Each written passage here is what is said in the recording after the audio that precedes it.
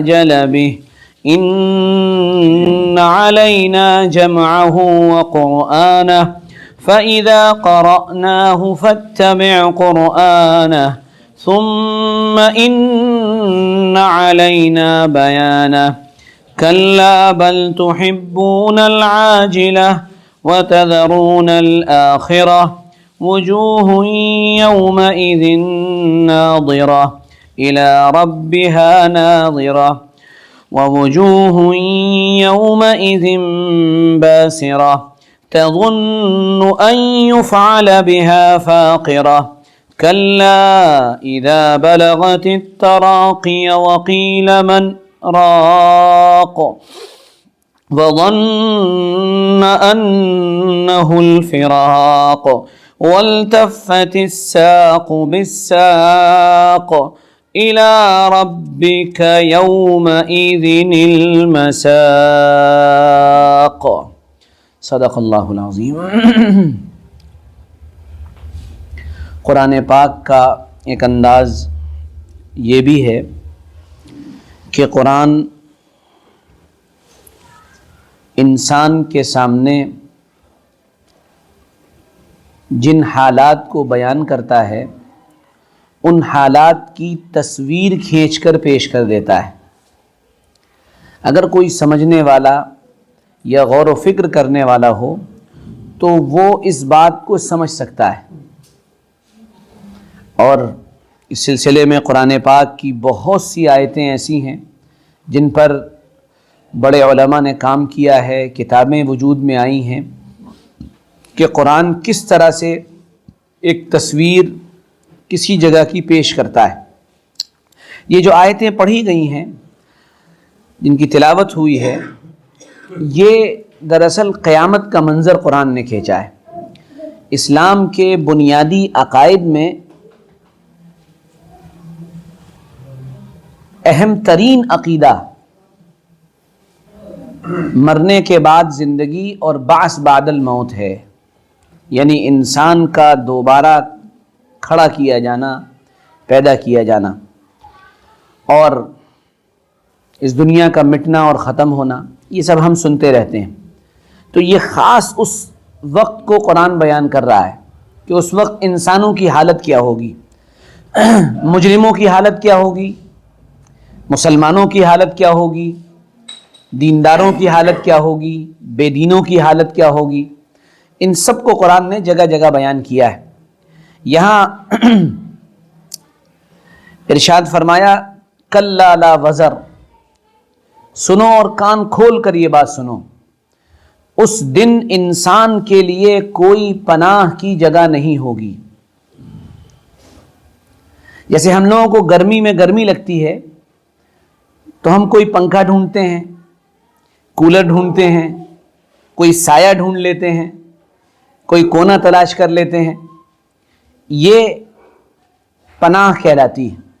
آج کل جب سردی کا موسم ہے تب ہم لوگ کوئی کمبل ڈھونڈیں گے، کوئی انگیٹھی ڈھونڈیں گے، کوئی ہیٹر والا کمرہ ڈھونڈیں گے کہ جس کو ہم اگر پالیں تو ہمیں بڑا سکون ملے کہ بھائی الحمدللہ۔ جیسے سخت گرمی میں چل کر آنے والا جب وہ اے سی والے کمرے میں پہنچتا ہے تو وہ بالکل ایسا محسوس کرتا ہے کہ یا اللہ مزہ آ گیا آج۔ اللہ قرآن پاک میں قیامت کا جو نقشہ کھینچ رہا ہے، ارشاد یہ فرما رہا ہے کہ اس دن کوئی پناہ گاہ نہیں ہوگی۔ وزر کا لفظ استعمال کیا، کئی معنی میں آتا ہے یہ لفظ، پناہ کے معنی میں بھی آتا ہے، کسی چھپنے کی جگہ کے معنی میں بھی آتا ہے، کسی ٹھیے اور ٹھکانے کے معنی میں بھی آتا ہے، اور کسی قلعے کے معنی میں بھی آتا ہے۔ یعنی گویا کہ خلاصہ یہ ہے کہ بچنے کی کوئی جگہ نہیں ہے،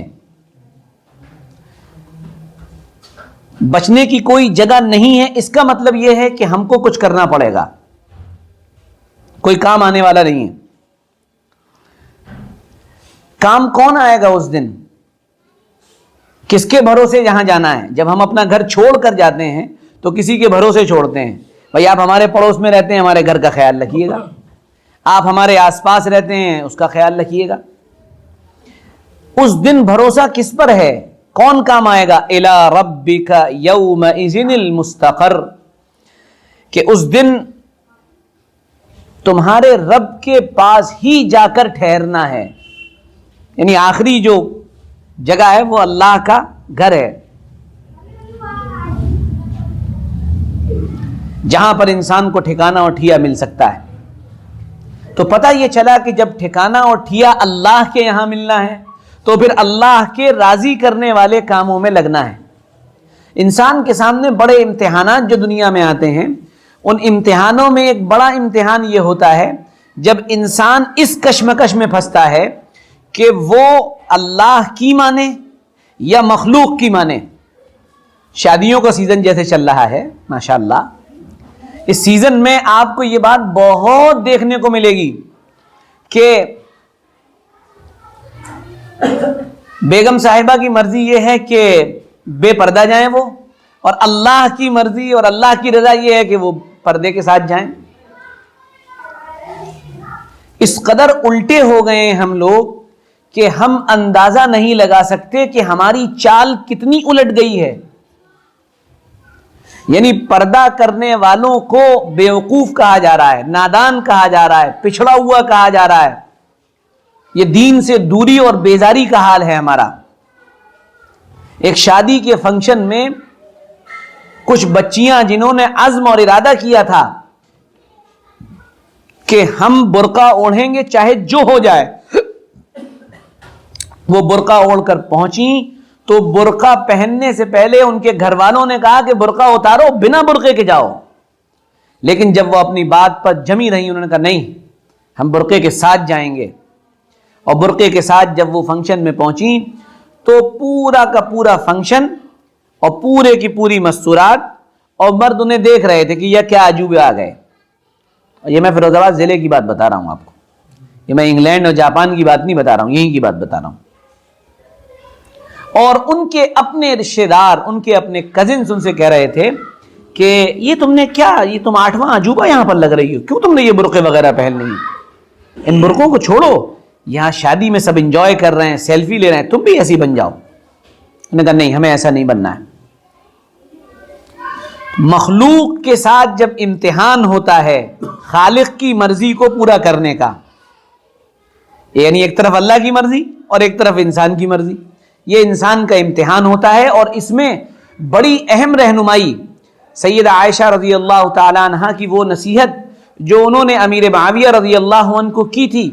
امیر معاویہ نے ان کو لکھا تھا کہ کوئی نصیحت فرما دیجئے، تو سیدہ عائشہ نے ارشاد فرمایا تھا، معاویہ ایک بات یاد رکھنا کہ جب تم لوگوں کو خوش کرنے کے لیے اللہ کو ناراض کر دو گے، چودھری صاحب راضی ہو جائیں، بڑے پاپا راضی ہو جائیں، امی راضی ہو جائیں، پڑوسی راضی ہو جائیں، دوست راضی ہو جائیں، ملنے والے راضی ہو جائیں، جب تمہاری کنڈیشن یہ ہو جائے گی کہ لوگ خوش رہیں، اللہ ناراض ہو تو ہو جائے، معاویہ یاد رکھنا اللہ تو ناراض ہو ہی جائے گا اور اللہ لوگوں کو بھی تم سے ناراض کر دے گا۔ رب کی مرضی تلاش کریے، اکیلے رہ جانے کا خوف دل سے نکال دیجئے کہ میں اگر صحیح بات کہوں گا تو میں اکیلا رہ جاؤں گا۔ بالکل مت ڈریے اس بات سے۔ کتنے نبی قیامت کے میدان میں ایسے آئیں گے کہ ان کے پیچھے ان کے متبعین گنے چنے ہوں گے، انگلیوں پہ گنے جائیں گے۔ حضرت نوح علیہ السلام سے زیادہ آپ کے پاس کوئی محنت ہے؟ اولو العزم نبی ہیں، آدم ثانی ہیں، دوسرے آدم کہلاتے ہیں، نسل انسانی ان سے چلی ہے، ان کے تینوں بیٹے سام، حام، یافس سے پوری انسانی نسل چلی ہے، اور ان پر ایمان لانے والوں کی تعداد کتنی ہے؟ 80۔ تو آپ کوانٹٹی پہ مت جائیے کہ لوگ ہمارے ساتھ بہت زیادہ ہیں، دیکھ رہے ہو کتنی پبلک ہمارے ساتھ ہے، نہیں، دلیل کی طاقت پر جائیے، ہے نا؟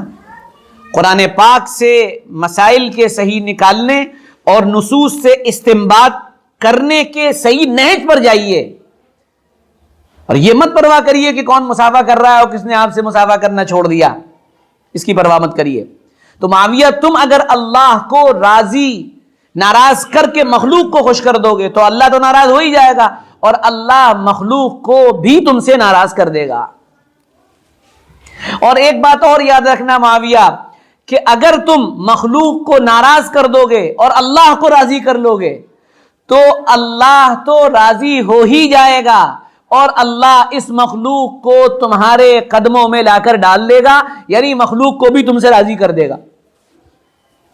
آپ نے اللہ کے نیک بندوں اور بزرگان دین اور اولیاء اللہ کی تاریخ اگر پڑھی ہو اور سنی ہو تو اس میں آپ کو یہ بات بار بار نظر آئے گی، جگہ جگہ نظر آئے گی کہ انہوں نے اللہ کی بات کو پہنچانے میں غفلت نہیں کی، نتیجے کے طور پر ان پر سختیاں ہوئیں، ان پر حالات آئے، ان کا بائیکاٹ ہوا، لیکن وہ ڈرے نہیں، گھبرائے نہیں۔ ایک وقت آیا کہ اللہ تعالیٰ نے لوگوں کے دلوں میں ان کی محبت اسی طرح ڈال دی۔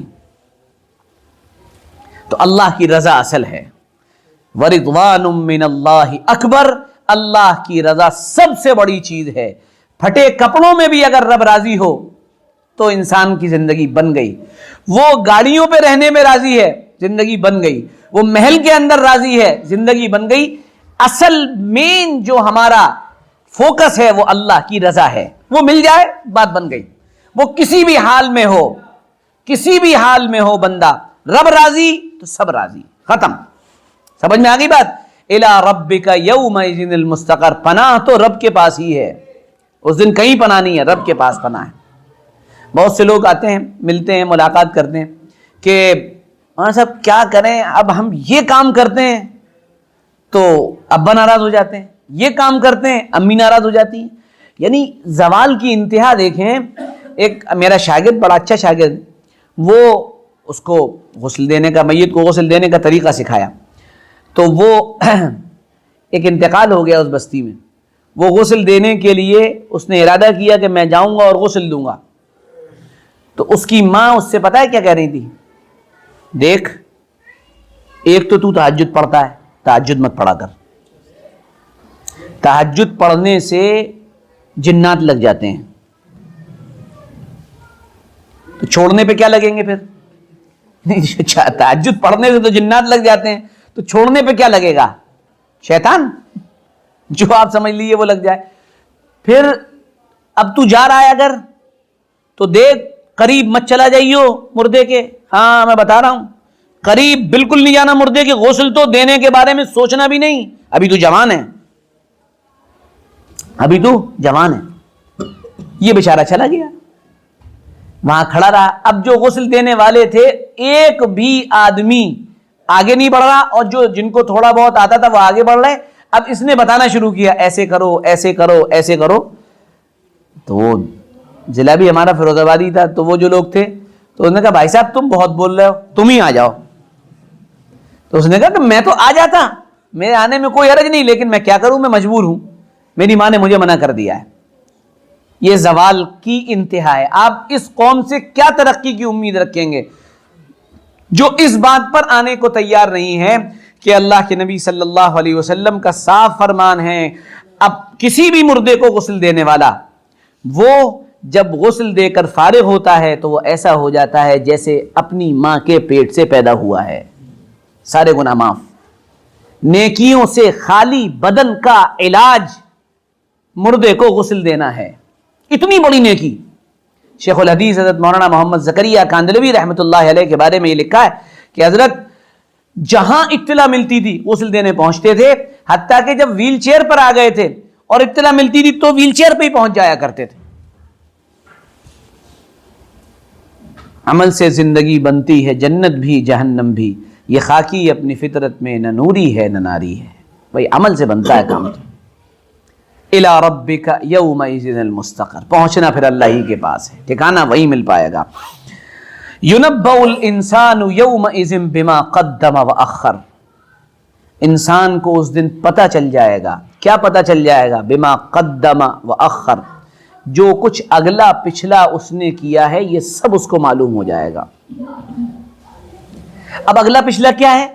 بعض مفسرین نے لکھا ہے کہ انسان جب کوئی کام شروع کرتا ہے اللہ یہ بھی بتا دیں گے فلاں ٹائم پہ شروع ہوا، اور جب اس کام کا اینڈ کرتا ہے اللہ یہ بھی بتا دیں گے یہ کام تو نے فلاں وقت پہ ختم کیا ہے۔ یا پھر یہ مطلب ہے کہ اگلی پچھلی، جیسے ہم لوگ اپنی زبان میں کہتے ہیں کسی سے اختلاف اور لڑائی ہوتا ہے، دیکھ بول مت، اگلی پچھلی ساری کھول دوں گا، کہتے ہیں نا ہم، یہ بالکل ویسے ہی محاورہ ہے، ينبأ الانسان بما قدم واخر، پتہ چل جائے گا، سب سامنے آ جائے گا۔ اچھا اب مسئلہ کیا ہے؟ مسئلہ یہ ہے کہ انسان کے سامنے جو الگ الگ چیزیں آئیں گی، یعنی اس کے نام اعمال ہی آئے گا، اس کے اعمال آئیں گے، ان اعمال کے سامنے آنے کی بہت سی شکلیں قرآن پاک اور احادیث مبارکہ میں بیان کی گئی۔ جو مشہور و معروف ہیں ان میں ایک شکل تو یہی ہے کہ اللہ تعالیٰ انسان کے منہ پر مہر لگا دیں گے، یہ اگلا پچھلا سامنے آئے گا، منہ پہ لگ گئی مہر، اور مہر لگنے کے بعد اب اللہ فرمائیں گے الیوم نختم علی افواہہم وتکلمنا ایدیہم، اب ہاتھ بولیں گے، وتشہد ارجلہم، پیر گواہی دیں گے، کس بات کی گواہی دیں گے؟ بما کانوا یکسبون، جو کچھ تم نے کیا ہے۔ کسب کہا جاتا ہے اپنے ارادے اور اختیار سے کوئی آدمی کوئی کام جو کرتا ہے اپنے ارادے سے، بے اختیاری میں نہیں، اپنے ارادے اور اختیار سے جو بھی کام انسان نے کیا، اچھا کیا تو ثواب ہے اور برا کیا تو پٹائی ہے، پکڑ ہے، مار ہے۔ بما کانوا یکسبون، جو کچھ کیا ہے۔ اب ذرا ایک دن کا بھی ذرا ہم جائزہ لیں، اپنے ایک دن کا، سال تو بہت ہوتا ہے، گالی دی ہے نا، کسی کا دل دکھایا، کسی کو برا بھلا کہا، ان سب چیزوں کا وبال دنیا میں اتنا ہے، آخرت تو پھر چھوڑ دیے، وہ تو پھر الٹیمیٹ فیصلے کا دن ہے۔ کسی کا دل دکھانا، آپ کیا اس کا مطلب سمجھتے ہیں؟ یہ کوئی بہت چھوٹی چیز ہے؟ ہم صبح شام بائک سے جا رہے ہیں، موٹر سائیکل سے جا رہے ہیں، رکشے والے سے ٹکر لگے، اسے گالی دے دی۔ کوئی آدمی صحیح بات کر رہا ہے، کوئی آدمی جو ہے حق بات پہنچا رہا ہے، اسے برا بھلا کہہ دیا۔ کسی کا دل دکھانا بہت بڑا گناہ ہے، ہاں، لیکن اس دل دکھانے کا مطلب یہ مت سمجھیے گا کہ کسی لڑکی نے آپ کو اگر میسج کیا کہ میں تم سے بہت محبت کرتی ہوں، اب آپ نے سوچا کہ میں اگر اس کو جواب میں کہوں گا نہیں یہ تو غلط بات ہے تو اس کا دل دکھ جائے گا بیچاری کا، اس لیے میں نے کہہ دیا۔ بہت اچھی بات ہے، قابل قبول ہے، ہمیں سمجھ میں نہیں، ایسا مت کر لینا کبھی، ہاں نوجوانوں سے کہہ رہا ہوں میں، کبھی تم جا کے کہنے لگو کہ مولانا صاحب نے کہا تھا کہ دل نہیں دکھانا چاہیے کسی کا۔ ایک بہت ہی اچھے گھرانے کا ایک واقعہ بتاؤں گا، بہت اچھے گھرانے کا۔ ان کے والد جو تھے وہ کمشنر تھے اور بیٹا بھی بہت ذہین و فطین تھا۔ یہ بات اس وقت کی ہے جب یہ زیادہ موبائل نہیں تھے، تو وہ بیٹا جہاں پڑھنے جاتا تھا تو بیٹا بھی سیدھا تھا بیچارہ، آج کل کا ہوتا تو چلا دیتا، تو وہ سیدھا تھا۔ تو اس یعنی کوچنگ کے اندر ایک ڈی ایم کی لڑکی بھی پڑھنے آتی تھی، یہ بڑا خوبصورت تھا، بڑا ذہین و فطین تھا، اور وہ ڈی ایم کی لڑکی بھی تھی۔ تو اس نے ڈی ایم کی لڑکی نے اس کو ایک لیٹر لکھ کے دیا۔ وہ لیٹر لکھنے کا دور تھا، اب تو میسج کا دور ہے نا، بلکہ ویڈیو کالنگ کا دور ہے اب تو وہ اس نے لیٹر لکھ کر دیا۔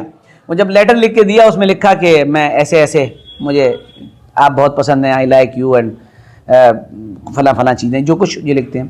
یہ اتنا سیدھا تھا، یہ وہ خط لے کے اپنی امی کے پاس گیا، کہنے لگا، کہنا امی وہ جو ہے دیکھو اس بچے کو کتنا سمجھ میں آیا، دیکھو کیسے ہنس رہا ہے، آج کا اتنا بڑا بچہ بھی سمجھ گیا یہ۔ اب آپ اندازہ لگائیے کہاں جی رہے ہیں ہم، ٹھیک ہے۔ تو وہ اتنا سیدھا تھا کہ وہ اپنی والدہ کے پاس چلا گیا اور اپنی والدہ کو خط لے جا کر دے دیا، کہا اماں یہ دیکھیے وہ جو لڑکی پڑھتی ہے فلاں، اس نے مجھے یہ خط دیا ہے۔ ماں نے خط پڑھا، اماں نے کہا بہت اچھے بچے ہو تم، یہ سب غلط باتیں، بیکار بات۔ تو ان کے والد صاحب پتہ کیا فرما رہے ہیں، اماں نے ابا کو بھی بتایا کہ بیٹے کو ایسے ایسے خط دیا ہے۔ تو اگلے دن صبح جب بچہ کوچنگ جانے لگا تو والد صاحب اس سے فرما رہے ہیں، بیٹے آپ نے اس لڑکی کا جواب لکھا؟ بہت ہی قاعدے کے آدمی، بڑے سوفسٹیکیٹڈ، بیٹا آپ نے اس کا جواب لکھا؟ کہ نہیں نہیں ابا وہ تو اماں نے منع کر دیا ہمیں کہ یہ سب غلط بات ہے، ایسے نہیں۔ ارے کتنی بد تہذیبی ہے بھائی، تم بھی کمال کرتی ہو، تہذیب و سلیقہ ہے نہیں۔ بیٹے آپ اس کو خط لکھیں جواب میں، اور اس کو کہیں خط لکھ کر کہ یہ غلط بات ہے، ہم اس وقت پڑھائی کر رہے ہیں، ہمارا فوکس پڑھائی پہ ہونا چاہیے، یہ ساری چیزیں مائنڈ کو ڈسٹریکٹ کر دیتی ہیں، اس لیے ہمیں اس میں نہیں پڑھنا چاہیے. اور بیٹے جواب دینا چاہیے ورنہ یہ بد تہذیبی کہلائے گی. تہذیب سیکھیں آپ دیکھیے باپ بیٹے کو کیا تہذیب سکھا رہا ہے. قربان چلے جائیں ایسے ماں باپ پر. خیر بہرحال تو یہ دل دکھانا جو ہے بہت بڑا گناہ ہے. بات یہاں سے چلی.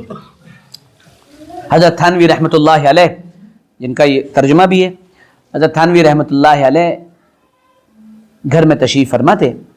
بیگم صاحبہ کہیں جانے لگی تو گھر میں مرغیاں پلی ہوئی تھیں. پرانے دور میں جانور پالنے کا رواج تھا, اب تو ختم ہی ہو گیا ہے نا, کیونکہ پرانے دور میں بچوں کو انہی کاموں میں لگایا جاتا تھا. یہ پکڑو مرغی پکڑ کے لاؤ, یہ کرو, دانہ ڈالو, یہ سارے کام کروائے جاتے تھے ان سے. آج کل بیچارہ بچے کو موبائل ہی سے فرصت نہیں ہے, وہ موبائل میں لگا ہوا ہے. تو حضرت کی جب اہلیہ تشریف لے جانے لگی تو انہوں نے حضرت سے فرمایا کہ دیکھیے میں ذرا کام سے جا رہی ہوں, 2 بجے کے قریب مرغیوں کو کھول کر ان کو دانہ ڈال دیے گا اور پانی دے دیے گا, اور دیکھیے بھولیے گا نہیں. حضرت نے فرمایا ٹھیک ہے. وہ چلی گئیں اور حضرت کا اس وقت لکھنے کا معمول تھا, حضرت لکھتے تھے اس وقت. تو حضرت لکھنے کے لیے بیٹھے, 2, 2:15, 2:30 کا وقت ہونے لگا اور حضرت فرما رہے ہیں کہ میرے ذہن میں کوئی بات آ ہی نہیں رہی ہے لکھنے کی, یعنی میں لکھ ہی نہیں پا رہا ہوں. ایسا لگا کہ میرا دماغ بالکل چوک ہو گیا ہے. تو میں بہت پریشان ہوا, میں نے توبہ کی, استغفر اللہ ربی, یا اللہ کون سا گناہ ہو گیا, کیا ہو گیا. میں بہت سوچتا رہا, اندازہ لگاتا رہا, یا اللہ کوئی گناہ تو نہیں ہوا, کوئی گناہ تو نہیں ہوا, کوئی گناہ تو نہیں ہوا. بہت سوچا, کچھ یاد ہی نہیں آ رہا. استغفار کیا, پھر ایک دم سے یاد آیا, اوہو 2 بجے بیگم صاحبہ نے کہا تھا مرغیوں کو کھول کر پانی اور دانہ ڈالنا ہے. اللہ کی یہ مخلوق میری وجہ سے پریشان ہے, اس کی وجہ سے اللہ نے میرے اوپر جو فیض اللہ کھولتا ہے, اللہ نے وہ فیض میرے اوپر سے بند کر دیا ہے. حضرت گئے, مرغیوں کو کھولا, دانہ ڈالا, اور اس کے بعد حضرت فرماتے ہیں جیسے ہی میں دانہ ڈال کے واپس آ کے بیٹھا, ایک دم سے میرا دماغ کھل گیا اور میں نے لکھنا شروع کر دیا. آپ کو اندازہ ہوا, ہم صبح شام اپنے پڑوسیوں کو, رشتہ داروں کو, عزیزوں کو, ان کو تکلیف دیتے رہتے ہیں. اللہ اس کی نحوست سے ہمیں اعمال کی توفیق سے محروم کر دیتا ہے. یاد رکھیے گا. ہاں, دل نہیں دکھانا چاہیے کسی کا. ہاں, حق بات آپ کو کہنی ہے, کہیے, دلائل کے ساتھ کہیے, نام مت لیجئے کسی کا. سمجھ میں آ رہی بات؟ ہاں. تو یعنی نہ جانے کتنے ایسے کام جو صبح شام ہم کرتے رہتے ہیں, اس سے توبہ, اس سے استغفار, یہ ہمارا ایک لازمی کام ہونا چاہیے, ہے نا. تو اللہ رب العزت یہاں جو سمجھانا چاہ رہے ہیں کہ ہم تم کو تمہارے ہر کام کی ابتدا اور انتہا یا اگلی اور پچھلی ساری چیزوں کے بارے میں بتا دیں گے. یُنَبَّأُ الْإِنسَانُ بِمَا قَدَّمَ وَأَخَّرَ. پھر اللہ تعالیٰ دوسری بات فرماتے ہیں کہ دیکھو ہم تو جو بتائیں گے وہ بتائیں گے, ہم تو جو کھولیں گے وہ تو کھولیں گے. یعنی اب جو کھولنا ہوگا وہ اس کی تو تفصیل ہے, وہ تو میں عرض کروں گا 2 طریقے بتائیں. ایک تو یہ کہ منہ پہ گویا کہ مہر لگا دی گئی, انسان کے ہاتھ پیر بول رہے ہیں, ساری چیزیں بول رہی ہیں. ایک تو یہ طریقہ ہو گیا. بعض علماء نے عجیب بات لکھی ہے, یہ جو طریقہ ہوگا جو مہر لگانے کا ہوگا اور ہاتھ اور پیر بولیں گے, یہ ان لوگوں کے لیے ہوگا کہ جو لوگ پڑھے لکھے نہیں ہوں گے. عجیب بات ہے, شاہ ولی اللہ محدود دہلوی رحمۃ اللہ نے یہ لکھا ہے کہ جو لوگ پڑھے لکھے نہیں ہوں گے, اب وہ پڑھ تو سکتے نہیں ہیں, تو ان سے کہا بھائی حساب و کتاب کا تصور ہوتے ہی آپ کے ذہن میں قلم, کاغذ, کاپی آتا ہے.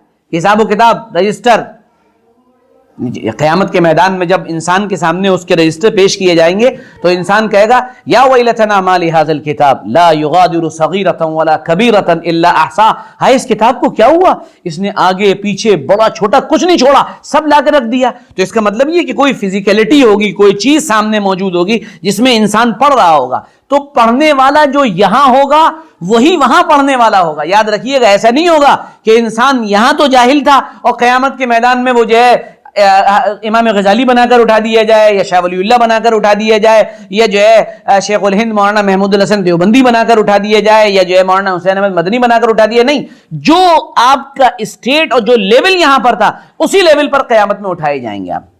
تو اگر آدمی پڑھا لکھا نہیں ہے تو منہ پر مہر لگا دی جائے گی اور کہا جائے گا چل بھائی پڑھ. منہ پہ لگ گئی اور اب یہ پڑھنا جانتا نہیں, اب اس کے ہاتھ پیر پڑھیں گے, یعنی بولیں گے. ہاتھ سے یہ کیا، پیر سے یہ کیا، کان سے یہ کیا، ناک سے یہ کیا، جو بھی ہوگا اس کے گناہ آ جائیں گے۔ اور جو پڑھے لکھے لوگ ہوں گے، شاہ ولی اللہ محدث دہلوی رحمۃ اللہ علیہ فرماتے ہیں اللہ تعالیٰ ان کے اعمال کا یہ ایک نظام بنائیں گے کہ ان کے اعمال باقاعدہ لکھے جائیں گے، اور لکھ کر ان کے اعمال کو گویا کہ ایک رجسٹر یا جو بھی شکل ہو ان کے گلے میں ڈال دیا جائے گا۔ وَكُلَّ إِنسَانٍ أَلْزَمْنَاهُ طَائِرَهُ فِي عُنُقِهِ، ہر انسان کا نام اعمال اس کے گلے میں ڈلا ہوا ہوگا۔ وَنُخْرِجُ لَهُ يَوْمَ الْقِيَامَةِ كِتَابًا يَلْقَاهُ مَنْشُورًا، اور ہر انسان جو بھی ہوگا اس کے اس نام اعمال کو اس کے سامنے کھول دیا جائے گا، یعنی کھول کر سامنے رکھ دیا جائے گا، یعنی گویا کہ ایسا لگتا ہے کوئی لکھی ہوئی چیز ہے اور وہ کھول کر سامنے رکھ دی گئی، اور اس کے بعد اللہ فرمائیں گے اقرأ کتابک، پڑھ اپنا نام اعمال۔ تو یہ پڑھے لکھے لوگوں کا حساب و کتاب ہوگا، جاہلوں کا یعنی ان کے منہ پر مہر لگ گئی، اب ان کا جسم بولے گا، اور پڑھے لکھے آ جاؤ بھائی میدان میں، اقرأ کتابک کفا بنفسک الیوم علیک حسیبا، ہم کچھ نہیں، تو اپنے نفس پر سب سے بڑا نگراں اور حساب کرنے والا خود ہے، دیکھ لے بھائی، جا پڑھ لے۔ اس میں لکھا ہوگا 9:39 پر آئی پی ایل پہ سٹا لگایا تھا، ہے نا، 10:41 پر ایم پی ایل پہ ٹیم بنا لی تھی، ہے نا، یہی کرا نا نوجوان۔ 6:41 پر فلانا غلط حرکت کی تھی، سب لکھا ہوگا۔ اقرا کتابک، پڑھو اپنے آپ پڑھو، ہم کچھ نہیں کریں، اپنے آپ پڑھ لو۔ جناب رسول اللہ صلی اللہ علیہ وسلم نے اس حدیث اس قرآن کی آیت کی تفسیر بخاری شریف کے اندر یہ فرمائی کہ اللہ تعالیٰ قیامت میں جب انسان کا نام اعمال اس کے سامنے رکھ دیں گے اور کہیں گے پڑھو، اور پھر اللہ ارشاد فرمائیں گے جو تم نے پڑھا دیکھ لیا، ہاں دیکھ لیا، اقرار کرتے ہو کر لیا، اللہ فرمائیں گے فمن وجد فیہ خیرا فلیحمد اللہ، خیر پاؤ تعریف کرو اللہ کی، اللہ کا شکر ہے خیر ہے، اور اگر برائی پاؤ فلا یلومن الا نفسہ، تو پھر صرف اپنے آپ ہی کو ملامت کرنا، کسی کو بلیم مت کرنا۔ شیطان کو بلایا جائے گا، شیطان تو قیامت میں کہہ دے گا، شیطان قیامت میں آئے گا اور قیامت میں آ کر جتنے لوگوں کو اس نے بہکایا ہوگا سارے کے سارے کھڑے ہوں گے، کہنے آ گیا یہ کمبخت، اسی نے تو بہکایا ہے۔ تو شیطان پتہ کیا کہے گا، دیکھو بھائی ایک بات سنو سیدھی سیدھی، مجھے کچھ مت کہو، میرا کام تو یہ تھا کہ میں اپنی کوشش اور محنت کر رہا تھا، ہے نا، اور میں نے اپنی کوشش اور محنت میں تم کو دعوت دی تھی، یعنی انسانی دعوت بھی چلتی ہے اور شیطانی دعوتیں بھی چلتی ہیں۔ رب کے اچھے بندے بھی کسی طرف بلاتے ہیں اور شیطانی بندے بھی کہیں بلاتے ہیں۔ پھر کیا کہے گا، اے اللہ میں نے کچھ نہیں کیا الا ان دعوتکم، میں نے تو بھائی دیکھو تم لوگوں کو دعوت دی تھی، فاستجبتم لی، تم نے میری دعوت قبول کر لی، فلا تلومونی، مجھے کچھ مت کہو، لوموا انفسکم، اپنے آپ کو برا بھلا کہو، تم نے کیوں قبول کی میری دعوت، تم کو سمجھ میں نہیں آ رہا تھا صحیح کیا ہے اور غلط کیا ہے، تم کو سمجھ میں نہیں آ رہا تھا سچ کیا ہے اور جھوٹ کیا ہے، تمہیں سمجھ میں نہیں آ رہا تھا کہ کون لوگ صحیح ہیں اور کون لوگ غلط ہیں، یہ بات تمہیں سمجھ میں نہیں آ رہی تھی۔ یہ انسان کے لیے بڑا عجیب و غریب منظر ہوگا، اور اس منظر سے مجھے اور آپ کو گزرنا ہے، لازمی طور پہ گزرنا ہے، یعنی بچنے کا کوئی آپشن نہیں ہے وہاں پر آپ کے پاس کہ آپ بچ جائیں، نہیں، جانا ہے وہاں پر، پہنچنا ہے وہاں پر، ہر حال میں پہنچنا ہے۔ تو یہ پڑھے لکھے لوگوں کا مسئلہ ہوگا، اور ہر انسان صرف نفسی نفسی کے عالم میں ہوگا۔ عجیب و غریب بھائی، نفسی نفسی کا عالم تو میں کیا بتاؤں آپ کو، جب الیکشن ہوتے ہیں نا، الیکشن میں جب ڈیوٹی لگ جائے اور جب آدمی اپنا وہ لے کر آتا ہے بیلٹ باکس، کیا ہوتا ہے وہ بیلٹ باکس اور وہ ای وی ایم مشین، بھائی وہ کم قیامت ہے، میں تو اسی کو دیکھ کے قیامت یاد کر رہا تھا کہ بھئی یہ کیا کم قیامت ہے کہ صاحب سب لے کے جا رہے ہیں اور ہر ایک اپنے بستے پہ، مجھے اتنی قیامت سمجھ میں آئی وہاں جا کر کہ میں بتا نہیں سکتا ہوں۔ کأنہم الی نصب یوفزون. ہر آدمی قیامت میں ایسا ہوگا وہ اپنا ایک ٹارگٹ سیٹ ہوگا اور وہ اس ٹارگٹ کی طرف دوڑا چلا جا رہا ہوگا. یوم یخرجون من الاجداث سراعا, جس دن اپنی قبروں سے تیزی کے ساتھ نکلو گے اور سب اپنے ٹارگٹ میں, کسی کو کوئی فکر نہیں, میرا جمع کر لو, میرا نام, میرا جمع کرو, لڑائی ہو رہی ہے, یہ ہو رہا ہے. یا اللہ قیامت میں کیا ہوگا؟ یہاں تو پھر بھی رات ہے, یہاں تو پھر بھی بہت ساری سہولتیں ہیں, لیکن وہاں تو اللہ اکبر کچھ ہے ہی نہیں. اللہ رحم فرمائے. اور اس منظر سے ہمیں اور آپ کو گزرنا ہے, لازمی طور سے گزرنا ہے, یہ بالکل سمجھ لیجیے. اچھا, یُنَبَّأُ الْإِنسَانُ يَوْمَئِذٍ بِمَا قَدَّمَ وَأَخَّرَ, انسان کو اس دن سب پتہ چل جائے گا, کوئی چیز چھپی نہیں رہے گی. اسی لیے ہمارے بزرگان دین فرماتے ہیں گناہ تو سب سے ہوتے ہیں, کوئی گناہوں سے پاک نہیں ہے. اب گناہ ہوتے ہیں تو پھر ایک کام کرو, روزانہ رات کو سونے سے پہلے استغفار کر لیا کرو. اللہ یہ گناہ ہو گئے, ڈیلی کے ڈیلی معاملہ برابر کرتے چلو, ڈیلی معاملہ برابر, استغفر اللہ ربی, استغفر اللہ ربی. اور استغفار تو اتنی بڑی اللہ کی نعمت ہے.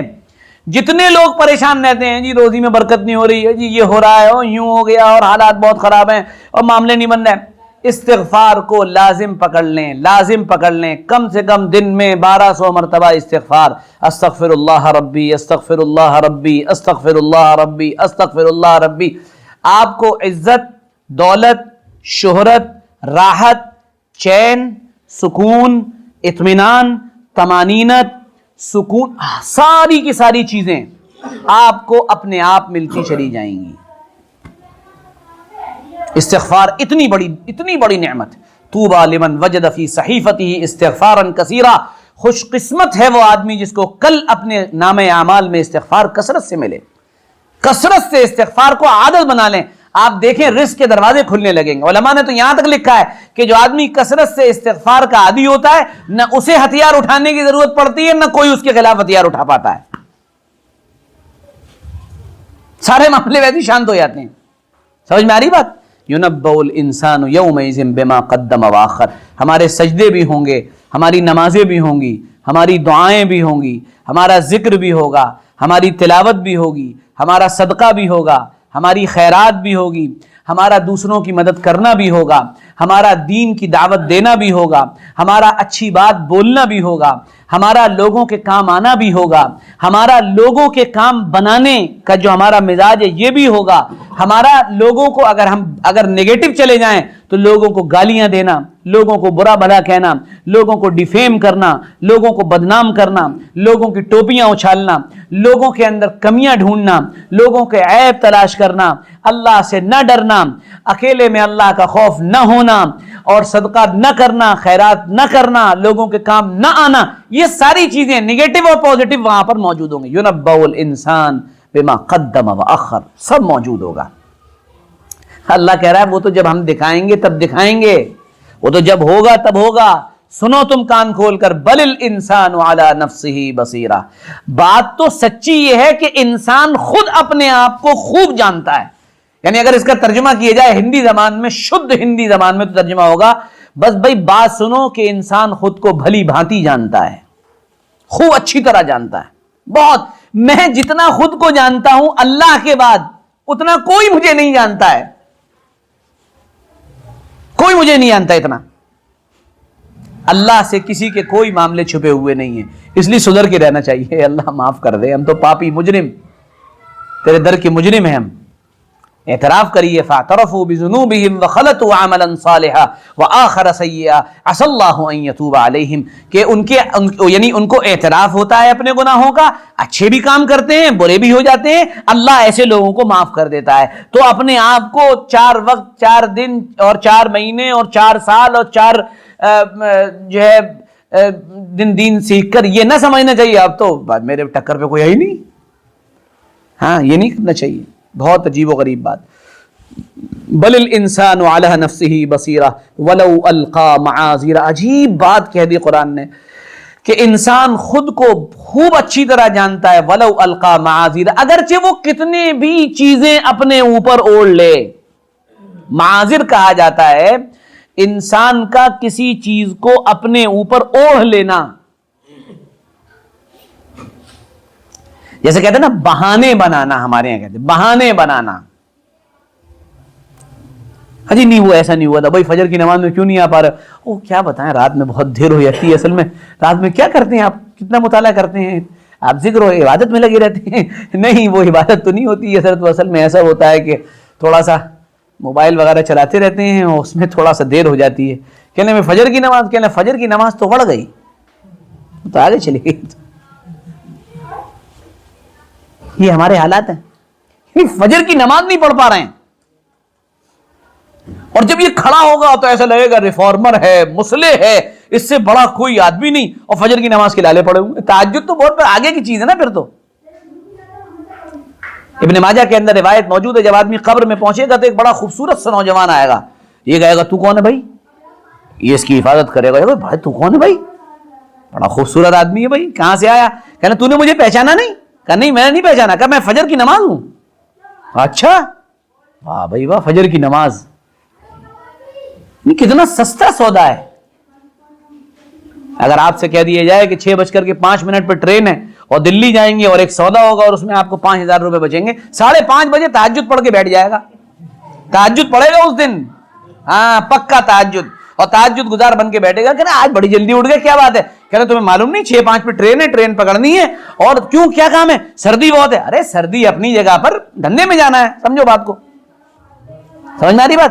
یہ بالکل ہماری ایکچوئل کنڈیشن ہے.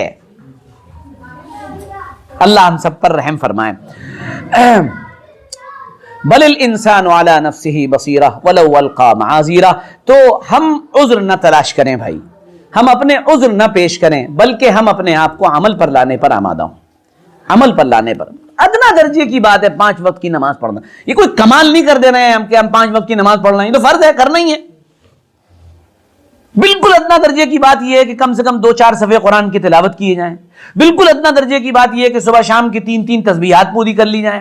بالکل ادنا درجے کی بات یہ ہے کہ لوگوں کے کام آیا جائے. بالکل چھوٹے درجے کی بات یہ ہے کہ لوگوں سے خوش اخلاقی سے پیش آیا جائے. اچھی بات یہ ہے کہ لوگوں کی غیبت نہ کی جائے، برائی نہ کی جائے، ان کے کام آیا جائے، خود کو نافع بنایا جائے، کارآمد بنایا جائے. یہ چھوٹے تقاضے ہیں. یہ کوئی آپ سے یہ نہیں کہا جا رہا ہے کہ آپ نے یہ کر لیا تو آپ بہت بڑے خواجہ محی الدین چشتی بن جائیں گے، یا جو ہے آپ جو ہے خواجہ صابر کلیری بن جائیں گے. نہیں، یہ بالکل بیسک تقاضے. جیسے کوئی آدمی ہائی سکول کر کے آیا ہے، آپ اس سے کہیں ذرا تم ABCD لکھ دو، یا اپنا نام لکھ دو، یا تم جو ہے کام کرو، تم اتنا نہیں کہ تم ہندی میں ذرا اپنا ایڈریس لکھ دو، اور وہ یہ سب نہیں کر پا رہا ہے، تو آپ کیا کہیں بھائی تو نے کیا ہے؟ کیا کرتے رہے ہو تم ابھی تک؟ یعنی یہ بالکل بیسک تقاضے ہیں. اگر ہم اسے بھی نہیں پورا کر پا رہے ہیں تو پھر ہمارے لیے بہت خطرہ ہے. اور بھائی دیکھو، زندگی بہت تیزی کے ساتھ گزر رہی ہے، بہت تیزی کے ساتھ گزر رہی ہے. یعنی انسان اندازہ نہیں لگا سکتا. ہمارے حمید میاں کے بیٹے ہیں، یعنی ہمارے پوتے ہو گئے ماشاءاللہ، تو میں انہیں کھلاتا ہوں. تو جب میں انہیں کھلاتا ہوں تو مجھے بچپن یاد آتا ہے، میں نے حمید کو بھی اسی طرح کھلایا ہے. اب آپ بتائیے کیسے دن نکل گئے، کیسا وقت نکل گیا، کیسا ٹائم نکل جاتا ہے، انسان کو پتہ ہی نہیں چلتا. کب انسان خاموشی کے ساتھ جوانی سے ادھیڑ عمر میں اور بڑھاپے میں داخل ہو جاتا ہے اور اسے پتہ بھی نہیں چلتا کب کس دن موت کا فرشتہ آتا ہے اور انسان کو لے جاتا ہے. ہمارے استاد حضرت مولانا مرتضیٰ صاحب رحمۃ اللہ علیہ کہہ رہے ہیں، آج صبح یعنی جو رات گزری ہے، میں ابھی پچھلے سفر میں گیا تھا، ملاقات کر کے آیا، خوب ماشاءاللہ ٹھیک ٹھاک تھے، خوب بات چیت، اور کیا کر رہے ہو. میں بڑے والے بیٹے کو بھی لے گیا، اچھا ماشاءاللہ، ارے یہ تو تمہارا بیٹا ہے، اتنا بڑا ہو گیا. یہ باتیں بیچارے ماشاءاللہ کر رہے تھے، بہت سی باتیں کر. آج صبح میسج آیا، انتقال ہو گیا. صبح اٹھے، تہجد پڑھی، ذکر کیا، ذکر کرنے کے بعد بلڈ پریشر لو ہوا، جب تک اپنے خادم کو آواز دی، اٹھایا گیا، اب لے جایا گیا، اسپتال پہنچتے پہنچتے انتقال ہو گیا. یہ ہمارے ساتھ بھی ہونا ہے. ہم ایلین تھوڑی ہیں کہ ہم مریں گے نہیں. ہم نہیں، ہم تو حضرت خضر والی جیسے لوگ کہتے ہیں نا، عوام میں مشہور ہے کہ ہم وہ والی عمر لکھوائیں. نہیں، مرنا ہمیں سب کو ہے. تو بھائی مرنے سے پہلے مرنے کی تیاری کرنا ہے. دیکھو ایک بات سمجھا کے میں بات پوری کر رہا ہوں، بہت اہم بات ہے، یہ میں اکثر سمجھاتا بھی رہتا ہوں اور اس کو جو ہے یعنی بتاتا بھی رہتا ہوں. بہت اہم چیز ہے. وہ کیا ہے؟ دیکھو، جنت میں پاک صاف لوگ جائیں گے. جنت میں پاک صاف لوگ جائیں گے، یہ تو طے شدہ بات ہے نا. میری بات سمجھنا، پاک صاف لوگ جائیں گے. جو پاک صاف نہیں ہوگا اس کی پاکی اور صفائی کا انتظام ہوگا، یہ بھی طے بات. اچھا، اب پاکی اور صفائی کیسے ہوگی یہ بھی سمجھ لو. دیکھو گھر کے اندر ہمارے یہاں جب کپڑا ہلکا پھلکا گندا ہوتا ہے تو گھر میں عورتیں 1-2 مرتبہ پانی میں ڈال کے اور نارمل صابن لگا کے اسے صاف کر لیتی ہیں، صاف ہو گیا۔ ایسے ہمارے ہلکے پھلکے گناہ ہیں، ہم نے معافی مانگ لی، استغفر اللہ، اللہ گناہ ہو گیا، استغفر اللہ رب، یہ صفائی ہو گئی، ٹھیک ہے، سکھایا پاک۔ نہیں ذرا داغ تھوڑے گہرے ہیں، تھوڑا اچھے لگ گئے داغ، اچھا اب کیا کرنا چاہیے کہ بھائی ایسا کرو واشنگ مشین میں ڈال دو۔ اب واشنگ مشین میں ڈالا گیا اور گھوم رہی ہے واشنگ مشین۔ یہ انسان جب گناہ کرتا ہے اور یعنی توبہ استغفار کی توفیق اسے نہیں مل پاتی تو اس پر بیماریاں، پریشانیاں، حالات، مصائب اور مصیبتیں ڈالی جاتی ہیں۔ اب یہ پریشان ہے اس میں اور الجھن میں ہے، بری طرح الجھن میں ہے نا، اس سے وہ ان گناہوں سے پاک ہو جاتا ہے، جیسے کپڑا مشین میں جا کر پاک ہو گیا کہ نہیں صاحب اب بہت ہی، اور اس سے بھی بڑا والا داغ تھا اور اس سے بھی بڑے بڑے داغ لگ گئے تھے، کالے نیلے پیلے، کہ بھئی اب کیا کرو کہ بھئی ایسا کرو دھوبی کیا بھیج دو، کرتے یہ کرتے نا کہ دھوبی کیا بھیج دو، اور دھوبی کپڑے کیسے صاف کرتا ہے دیکھا آپ نے، ٹھیک ہے۔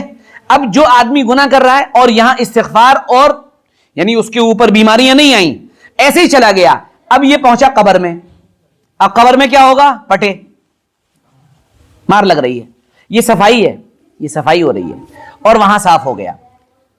ایک ضعیف حدیث کے اندر یہ بات روایت میں شاہ ولی اللہ نے نقل کی ہے رحمۃ اللہ علیہ نے کہ اس امت کا یعنی ہماری امت کا اکثر عذاب قبر میں ہی ہو جائے گا، معاملہ ختم، یعنی قبر سے نکلیں گے دلہے دلہائے صاف، اب ہو گئی پٹائی جتنی تھی اب باہر نکلا ہے نا، اب کسی کے گناہ اور بھی زیادہ ہیں، مطلب اعلیٰ درجے کے گناہ ہیں، اور یہ گناہ اکثر و بیشتر اجتماعی ہوتے ہیں، بات سمجھیے گا، ایک گناہ انفرادی ہوتے ہیں، انڈیویڈیول گناہ ہے میرا، انڈیویڈیول گناہ کا مطلب یہ کہ میں نے خدا نہ کرے کوئی غلط کام کر لیا اور وہ غلط کام میرے لیے یعنی گناہ تھا، اب وہ جو گناہ تھا میں نے اسے توبہ کر لی، استغفار کر لیا، معاف ہو گیا، نہیں ہوا تو پھر قبر میں پٹائی ہوئی، ختم ہو گیا۔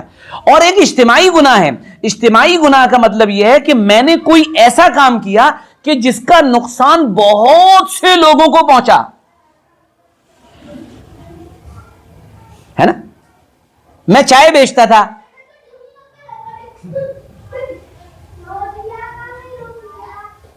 ٹھیک ہے، چائے بیچتے بیچتے میں نے بہت سے لوگوں کو مروا دیا،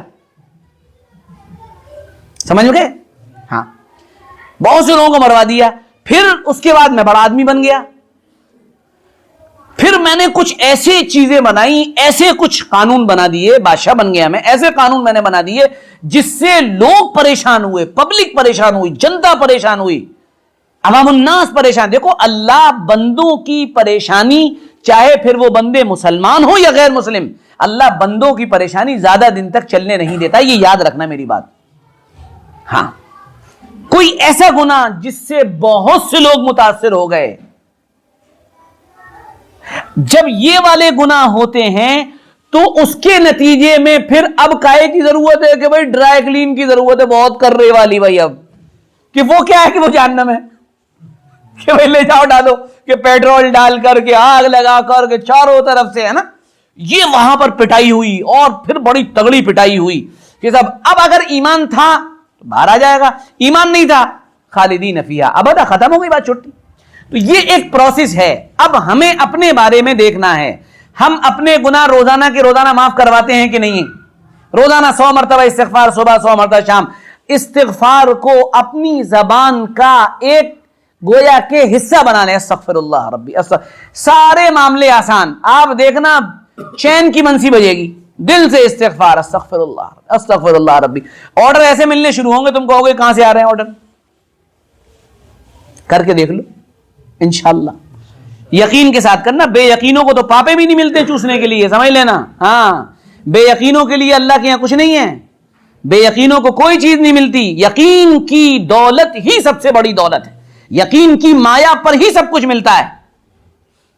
کتنے لوگ پڑھنے والے ہیں، کسی کو مل رہا ہے کسی کو نہیں مل رہا، جس کا یقین ہے اسے مل کے رہے گا، یہ تو ہوگا، کیونکہ یہ اللہ کا وعدہ ہے، ان استغفروا ربکم انہ کان غفارا، وہ معاف کرے گا، یرسل السماء علیکم مدرارا، بارشیں بڑھیاں ہوں گی، ویمددکم باموال، مال بہت ملے گا، استغفار مال، قرآن کا وظیفہ ہے، میرا نہیں ہے، ویمددکم باموال وبنین، بچے ہوں گے لڑکے ہی لڑکے بس، جس کے لڑکے نہیں ہو رہے ہیں ہمارا وظیفہ بتا دو جا کے اسے. جیسے ہی بیوی پریگننٹ ہو جائے 300 مرتبہ تم اور 300 مرتبہ بیوی دونوں استغفار کرو, اور ہر فرض نماز کے بعد 21 مرتبہ یا بشرا ہادہ غلام پڑھواؤ. انشاءاللہ 9 مہینے کے بعد مٹھائی کا ڈبہ لے کے ہمارے پاس آ جاؤ. ہمارے پاس ہی آؤ گے, کہو مولانا کیا بات بتائیے, پکا طے شدہ وظیفہ ہے انشاءاللہ, کیونکہ اللہ کا بتایا ہوا ہے, ہمارا نہیں ہے. سمجھ میں آ گئی بات؟ ہاں, تو یہ ہم اپنے بارے میں سوچیں اور طے کریں کہ ہم نے کتنا اپنے آپ کو اس عذاب سے بچانے کے لیے تیار کر رکھا ہے. صبح شام استغفار کا معمول بنائیں, اپنے لیے لازمی جز بنائیں, اور اپنے گناہوں کی معافی روزانہ مانگتے چلیں.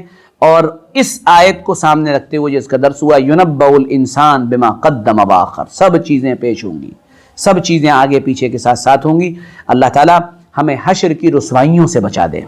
ہاں بڑا, اگر یہاں پر مجھے ذلیل کر دیے جائے تو بتائیے کتنی رسوائی ہے, جبکہ یہاں 50-100 لوگ جو جتنے بھی لوگ موجود ہیں, ہے نا. اب اگر پوری دنیا کے سامنے فلاں کا بیٹا فلاں, اوئے ہوئے کیا حال ہوگا, آپ سوچیے ذرا, تصور کریے. ایسے میں کچھ خوش نصیب ایسے بھی ہوں گے, اللہ تعالیٰ نے بلایا گیا, ذرا آ گئے, یہ تم نے کیا تھا, یہ بھی کیا تھا, یہ بھی کیا تھا, سب کیا تھا. اچھا ٹھیک ہے, تم نے کیا تھا, جاؤ معاف کر دیے, جاؤ مغفرت ہو گئی تمہاری. اے اللہ, کیوں؟ کیونکہ تم دنیا میں لوگوں کے عیب ڈھانپتے تھے, ہم نے تمہارے ڈھانپ لیے. تو کسی کے عیب پتہ چل جائے نا تو اس کو چوراہے پہ نہیں کھڑے جانا چاہیے. ابے تمہیں میں بتا رہا ہوں, ادھر ارے میں جانتا ہوں, تو صحیح میرے پاس کھڑا ہو, میں بتا رہا ہوں تجھے کیا ہے نا.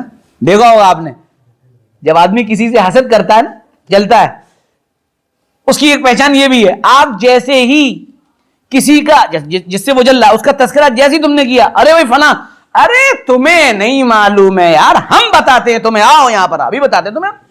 یہ ایک بہت بڑا آپ کو میں وہ دے کے جا رہا ہوں کلو. جو آدمی جس سے حسد کرتا ہو جیسی تذکرہ کرو گے, ارے تمہیں کچھ نہیں, ہم بتاتے ہیں, آؤ ہمارے پاس بیٹھو. تو اس لیے بھائی اللہ سے معافی مانگنی چاہیے, حشر کے میدان اور اس کی رسوائیوں سے معافی مانگنی چاہیے, بچنے کی, پناہ کی, اور قبر میں اللہ تعالیٰ ہمارے ساتھ راحت کا, سکون کا, عافیت کا معاملہ کرے. یہ بھی بڑی دعائیں مانگنی چاہیے. بڑا اندھیرا, بڑی تاریکی, یہ ساری چیزیں وہاں موجود ہوں گی. وہاں کی روشنی نیک کام ہیں. اللہ ہمیں اچھے کاموں میں لگنے کی اور برے کاموں سے بچنے کی توفیق عطا فرمائے. اپنے کرم سے قرآن پاک کو سیکھنے, سمجھنے کی اور پھر اس کے بعد عمل کرنے کی توفیق عطا فرمائے. وآخر دعوانا الحمد للہ رب العالمین.